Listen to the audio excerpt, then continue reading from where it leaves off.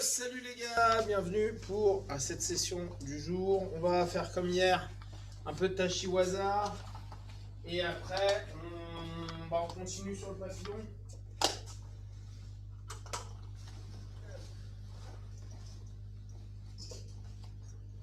Donc, on pense bien à l'importance du grip.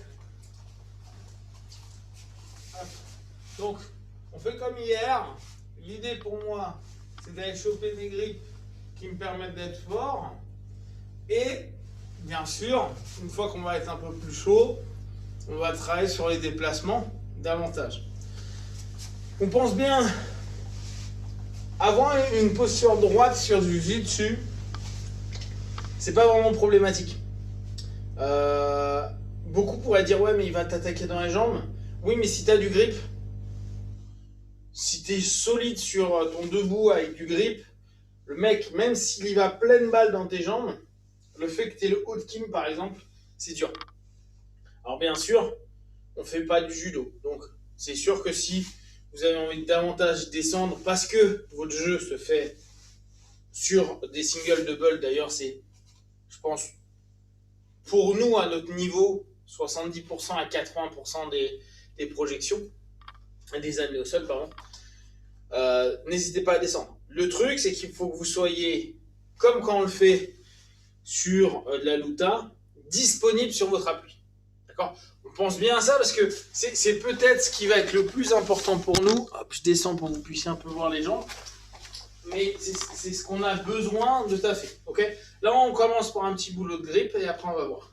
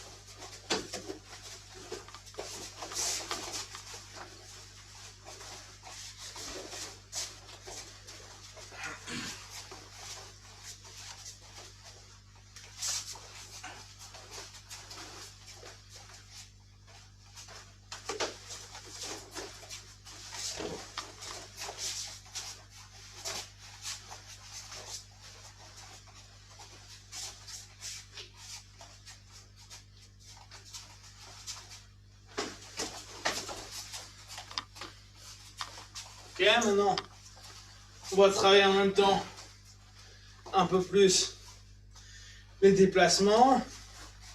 On rajoute l'idée vraiment d'aller pouvoir aussi descendre dans les jambes. Donc, on cherche le grip. Première chose, il est possible que, comme vous avez pu le voir, il y a des moments, c'est pas jouable, où on crée une action-réaction. Pensez bien. Bien sûr, le mieux, c'est de gripper, pouvoir donc faire du lasso, faire de l'accordéon, faire la locomotive. On est d'accord. Par contre, le problème, c'est que les gars, et je reviens encore sur la spécificité de notre style, vont pas être des spécialistes du debout, pour la plupart. Hein. Et donc, soit vont s'asseoir, soit vont fuir. Alors, on prend en compte que cette dynamique de vouloir fuir est une réaction. La dynamique de s'asseoir est une réaction. À moins qu'il soit initiateur. D'accord? On peut, ce qui arrive souvent au début de match, je check, j'arrive, ok. Boum. Là, c'est pas une réaction. Il m'a pas fait réagir. Par contre, si admettons, il me secoue un peu, je vois que c'est un peu la merde, et que d'un coup, moi je vais essayer de descendre, mais que lui, il est sur de l'action, logiquement, il va jouer avec le fait qu'il m'est secoué et que j'ai une réaction qui descende pour se mettre en posture forte, si possible, entamer durant le process de descente un passage. D'accord? Parce que ça ne sera pas un où logiquement, de par ses grippes, il va être à l'aise. Donc on pense à ça parce qu'il y a des moments, c'est pertinent de vouloir passer un mec qui est en train de s'asseoir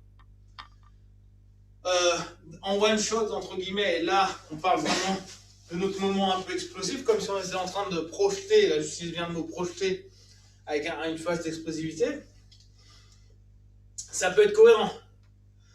Mais parce que j'ai fait en sorte de tellement le faire réagir que on le sent, d'un coup on sent qu'il prend le grip et on sent qu'il a envie de partir sur l'arrière. Et c'est ça qui va nous intéresser. Parce qu'à ce moment-là, moi j'y vais, pleine balle en me disant, dès qu'il part sur l'arrière, c'est comme un déséquilibre.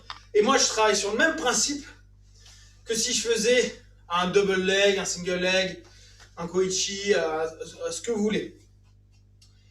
Donc on pense bien à ça. Mon action-réaction, mon grip, le fait que le mec parte du grip, c'est une réaction.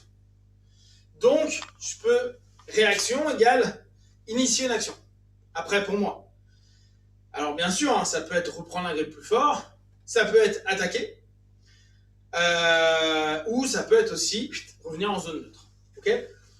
Donc, on pense à ça, un petit peu d'action, préaction, entre guillemets, à ce moment-là, pour voir ce que ça va donner.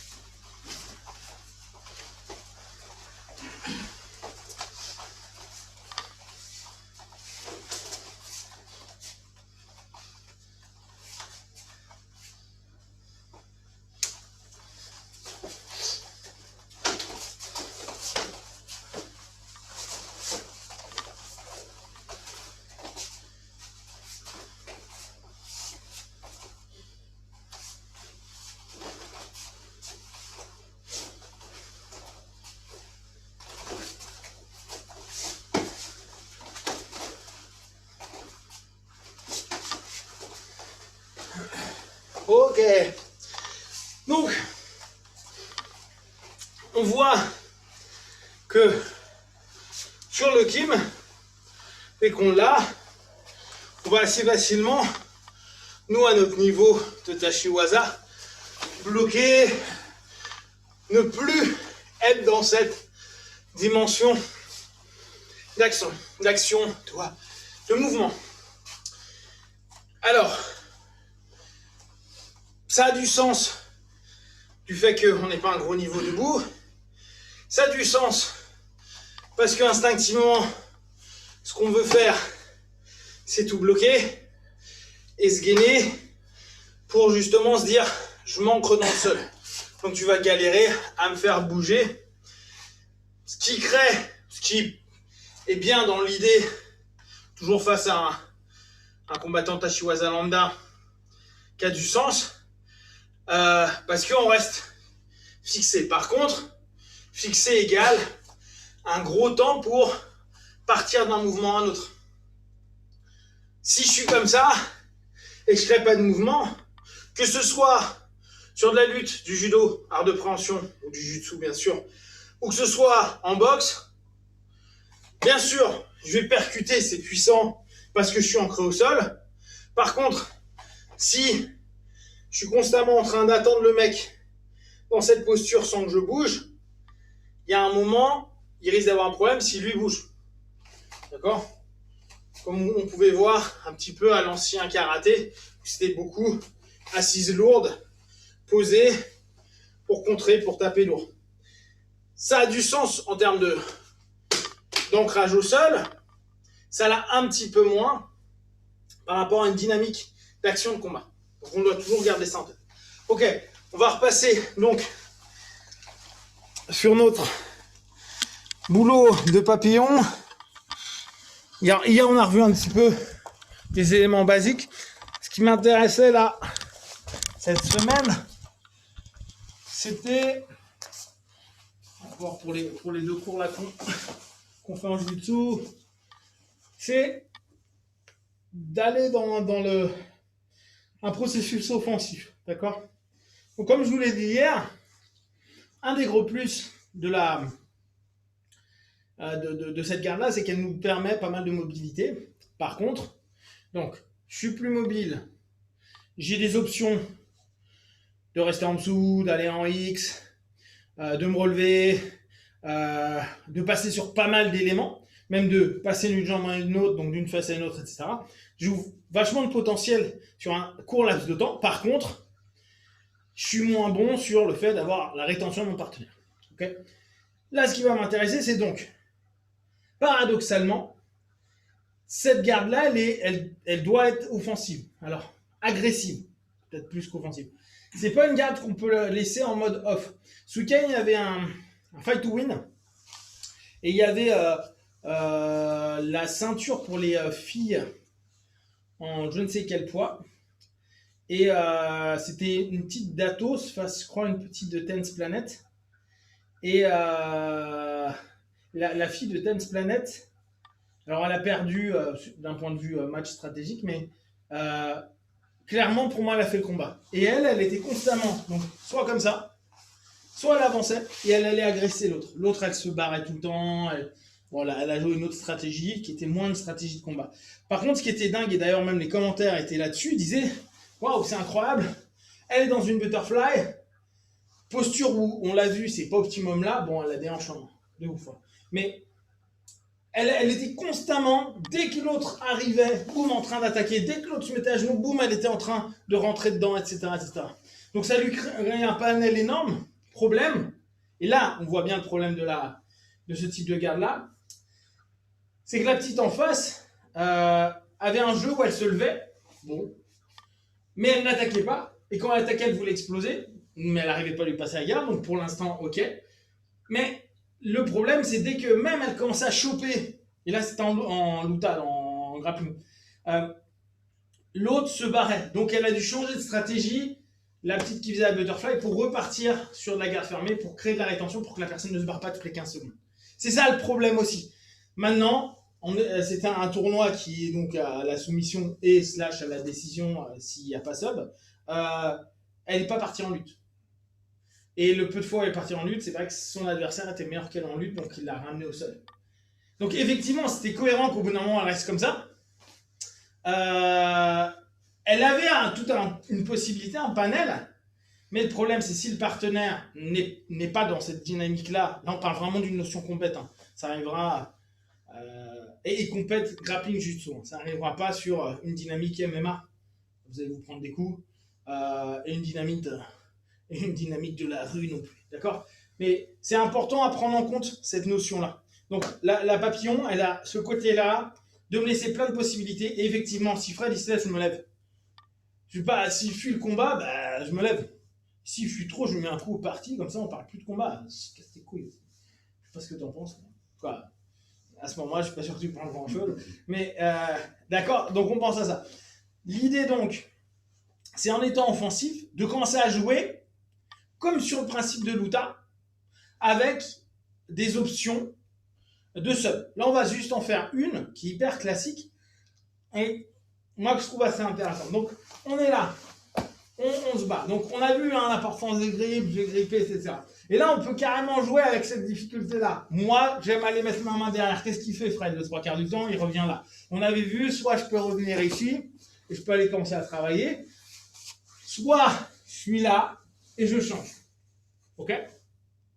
Donc, là, on est dans ce qu'on connaît. Il peut potentiellement se lever, on est d'accord, mais je suis quand même pas mal. En plus, j'ai un grip qui est pas mal en croisé. Ok, donc, je suis arrivé là, et je vais simplement venir au-dessus. Donc, c'est hyper classique, hein, c'est un des plus classiques du jiu-jitsu. On va tirer notre partenaire, juste pour qu'il penche. Après, mon idée, c'est d'aller lui contrôler le haut du crâne. D'accord? C'est le haut du crâne qui m'intéresse. Nous, souvent, on cherche bas, parce qu'on veut rentrer complètement la main à l'intérieur. D'accord?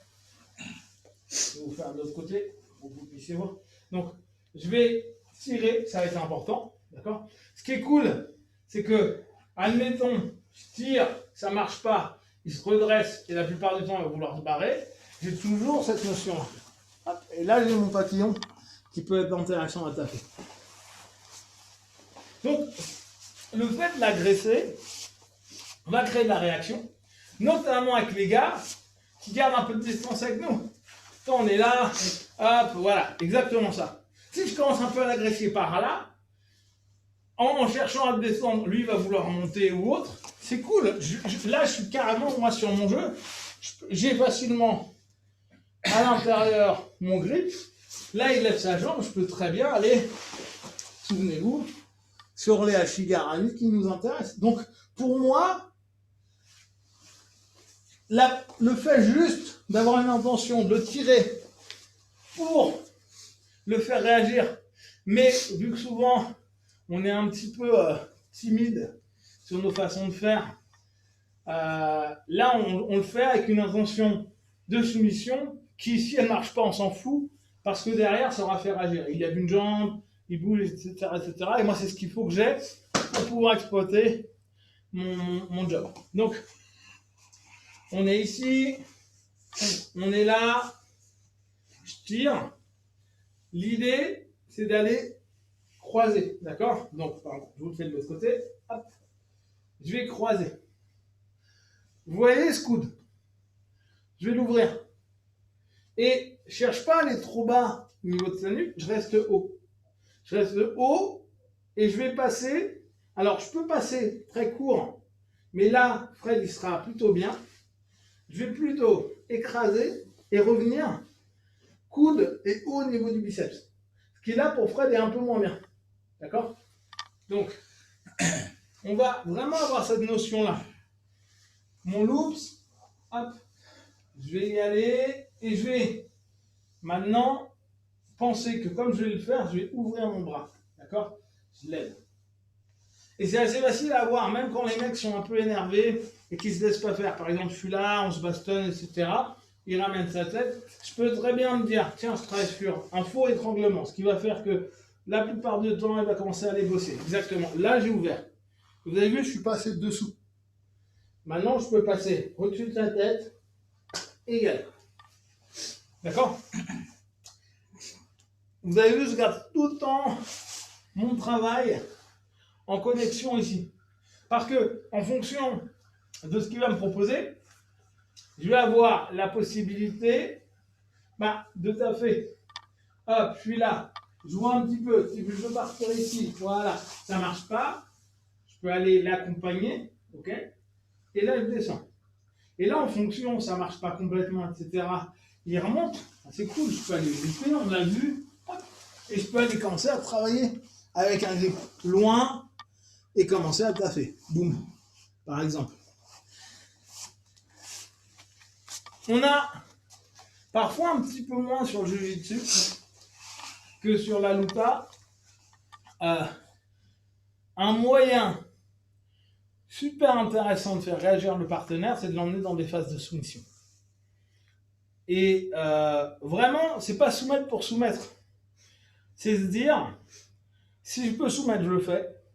Par contre, si je peux prendre une position plus forte et exploiter donc un sweep par exemple ou autre, je le fais. À moins que vous soyez 100% sûr sur telle technique de soumettre le gars. Okay. Donc, on est ici. Bon, je vous parle de côté, on est là, hop, je travaille. Et n'oubliez pas, vous venez tirer le partenaire. Et c'est le moment où, logiquement, il va revenir. Là, je peux assez facilement passer mon avant-bras. D'accord? Pourquoi? Parce que c'est biomécanique. Il ne peut pas rester collé complètement là. D'accord? À moins que là, il n'ait pas de réaction. Et s'il a une réaction, qu'est-ce qui se passe? C'est que sa colonne, la plupart du temps, elle va bouger. Donc, je vais pouvoir aller entrer à l'intérieur. Au-dessus, je passe juste au niveau de son crâne et je reviens. Ouf. Et j'y vais.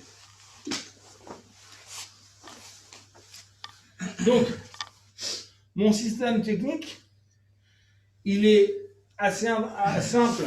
Où on est là en train de travailler. Boum, je travaille, je tente d'aller ici. Ça marche pas. Je sais que je peux aller là. Boum, ça marche pas. Il revient. Boum, je suis ici. Je suis là. Boum, je prends un peu de distance. Hop, je reviens. Ça marche pas. Pour X ou Y raison. Voilà. Génial. Il a levé. Hop, la fille a ramené. Hop. Boum.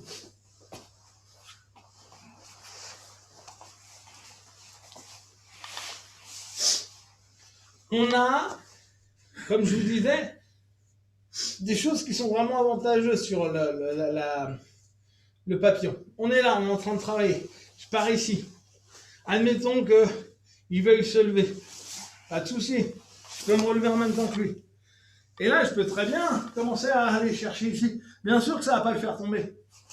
Mais là, ça va être relou pour lui. Là, je peux faire un underhook et repartir éventuellement me rasseoir à la base. Hop, et aller, voilà. Si je prends par là, je retourne sur ce que je connais. L'avantage, c'est que on a vraiment un panel d'ouverture hyper important. Alors oui, je reviens dessus, hein. On est moins sécure que si je ferme tout, si j'ai un lasso, si j'ai une garde fermée, si j'ai une mi-garde fermée, etc., etc. Complètement. Par contre, c'est une garde qui est ultra oppressante dans le sens où le mec sait pas trop. Tu lèves un truc, t'es en train de travailler un ashigarami, ça marche pas, il revient, le mec il reste droit, il t'embête, tu prends des grippes, il décale, il casse, il remet son truc intérieur, il rentre, il vient t'attaquer, boum, il se relève, hop, il se rassoit, etc. C'est hyper intéressant. Et ça ouvre énormément de possibilités. Donc, on va juste partir sur cette idée-là. Je fais réagir le partenaire, d'accord? Je commence à vouloir y aller, ça marche pas. Il se redresse, il fait ce qu'il veut. Pensez bien, hein. Là, moi, mon grip, il est pas mal du tout. Hein. Toi, tu ferais quoi? Voilà, il est obligé d'aller me casser le grip. Vous avez le temps que ça prend, et moi, ça crée de la distance que je peux aller récupérer en allant rouler, d'accord? Donc, je suis là, boum, réaction, il est ici, je peux aller travailler ici. Là, c'est bien pour moi. Je peux aussi complètement me relever, tenter d'aller reprendre sur de la guillotte. Ça nous recrée un jeu offensif. Et pour les gens qui n'aiment pas faire du tachi au hasard, je peux très bien Ok, je tente de l'agresser par là, ça marche pas. Boum, je reprends par ici. Je reprends. Et là, je peux revenir par mon papillon pour... Oui, là, je pars sur ça, mais pourquoi d'ailleurs. Mais ça me permet, et ça c'est ce que souvent je vous dis pour ceux qui ne sentent pas le trail en Tachiwaza, ou que vous avez l'impression que votre partenaire, parce que vous avez un type de garde qui est assez ouvert et donc en rétention, allez récupérer les gens. Levez-vous pour vous rasseoir, mais mettez-vous là où vous êtes bien. Donc, on va être constamment dans cette idée-là. D'abord, j'ai mon combat de grippe. Ok. Bon, là, si je suis là, je suis bien. Je suis là, je passe, ça marche pas. Vous avez vu comment j'utilise beaucoup mon bras.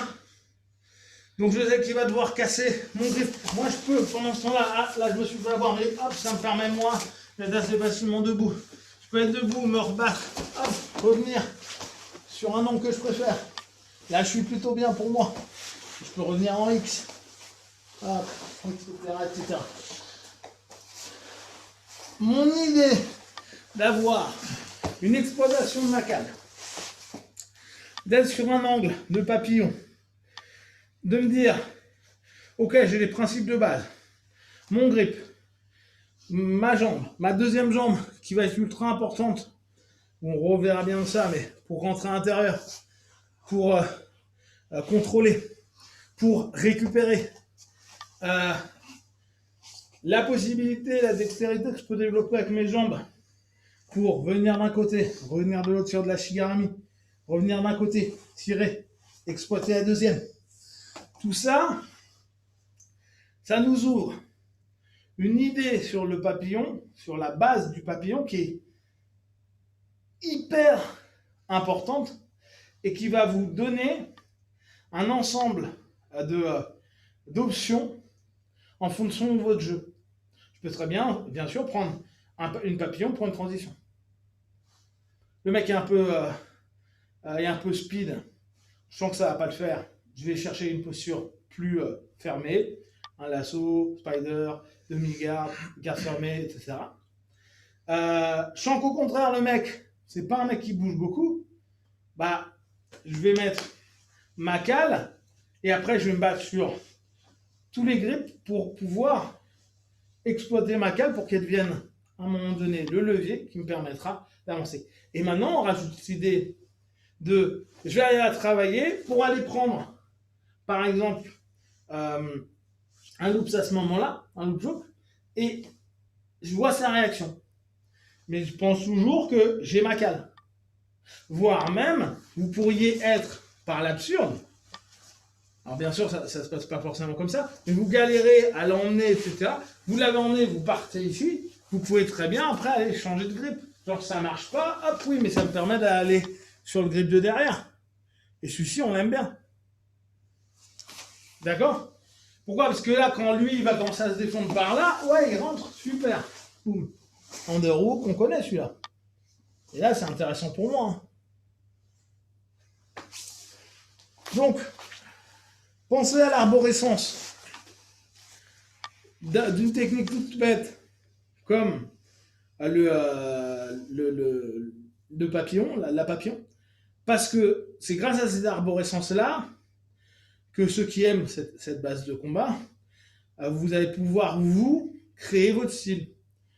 Plus lutter, plus à revenir debout, plus à aller dans les jambes, plus à...